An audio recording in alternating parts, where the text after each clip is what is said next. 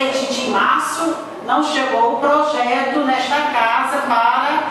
o aumento dos professores e funcionários. Então, assim, vamos lembrar mais uma vez os senhores vereadores da bancada do prefeito que cumpra realmente com o que se prometeu, com o nosso usuário urbano, porque mesmo que retroativo, que eu sei que vai ser retroativo a janeiro, mas seria bem melhor se hoje o povo estivesse colocando no bolso o seu salário no momento. Não resta dúvida. Eu sei que está guardado, mas para quem está precisando, eu acho que hoje, véspera de uma Páscoa, seria bem melhor, que a pessoa teria mais a oportunidade de botar um peixe na sua mesa, botar um vinho e ser bem melhor para as famílias, né?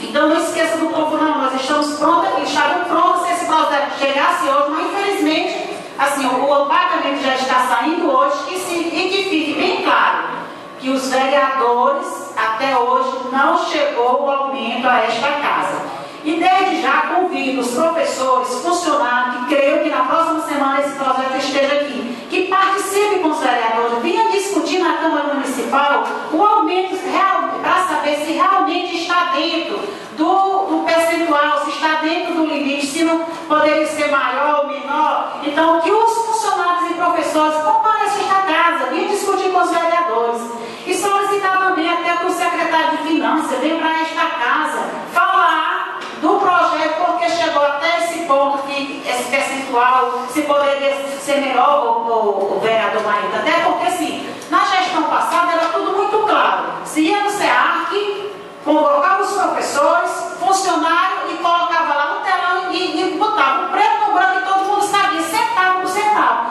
Então, eu acho que mais do que justo, já são 3 meses, que veio o secretário de Finanças e discutir aqui com os vereadores esse aumento, até a contabilidade da prefeitura, uma sessão extra aqui, mesmo que seja aqui na casa, mas que seja com os vereadores e passe para os vereadores